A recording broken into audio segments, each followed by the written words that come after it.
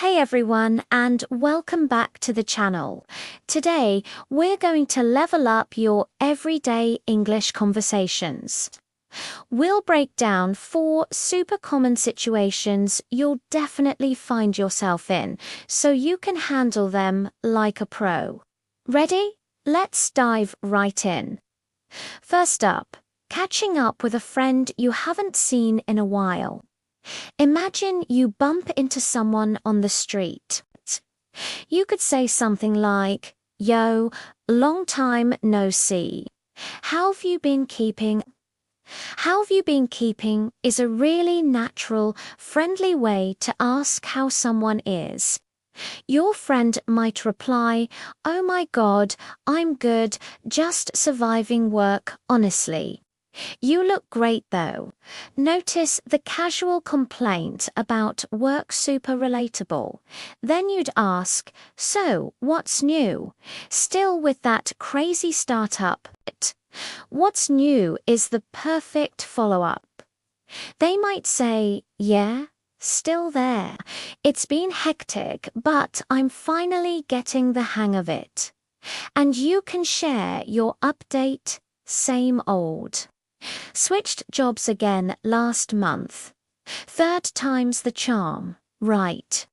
This shows you're comfortable enough to joke about your own situation. To wrap it up and make plans, your friend could suggest, "We need to grab drinks soon and properly catch up," and you can seal the deal with 100%, "I'm free next Thursday if you're not slammed." Slammed is great slang for very busy. Easy, right? Okay. Scenario number 2.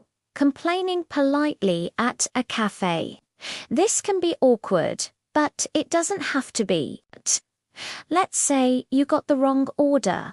You can walk up to the counter and say, "Hi, excuse me, I'm really sorry to bother you, but I ordered a latte to go and it's actually a cappuccino." Starting with, "Excuse me and I am sorry to bother you" immediately softens the complaint. It shows you're not trying to be difficult.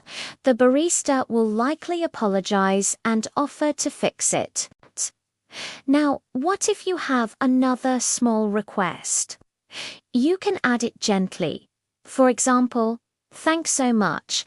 Also, could I maybe get it a bit less hot this time? Last time it was basically lava."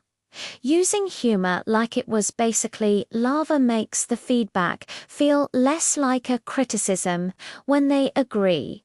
A simple "no worries, accidents happen.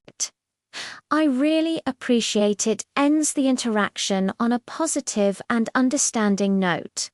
It's all about being polite, but clear.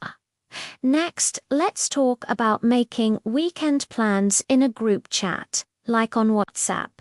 You'll often see this in a more spoken, informal style. Someone might kick it off with, "Guys, anyone up for something this weekend?" A friend could reply, "I'm down. What were you thinking?" "I'm down" is a very common way to say you're interested.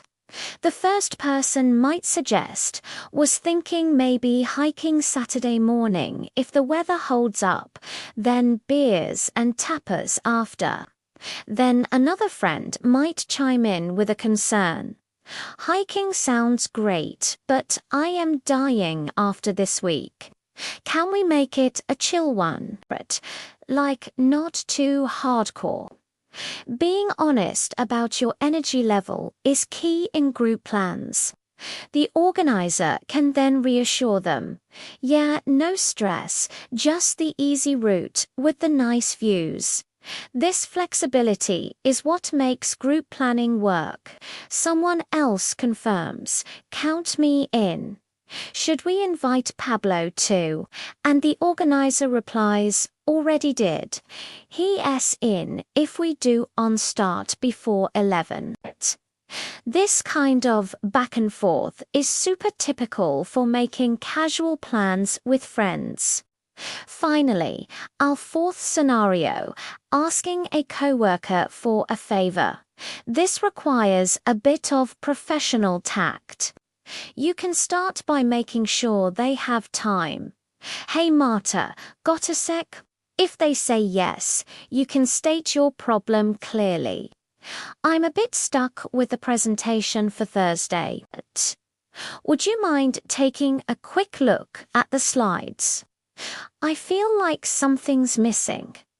This shows you've already tried to solve it yourself, but value their opinion. They'll probably ask about your deadline. When you give it, acknowledge if it's a tight turnaround, ideally tomorrow evening. I know it's a bit last minute. This shows respect for their time. When they agree to help, it's crucial to show your gratitude. You're a lifesaver. Seriously, I owe you coffee.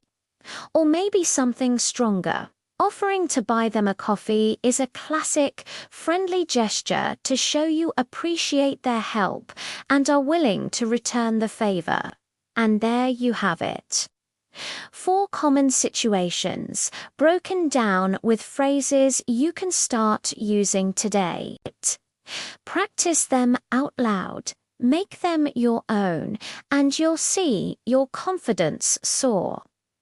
If you found this helpful, give this video a thumbs up and don't forget to subscribe for more tips. Thanks for watching, and I'll see you in the next one.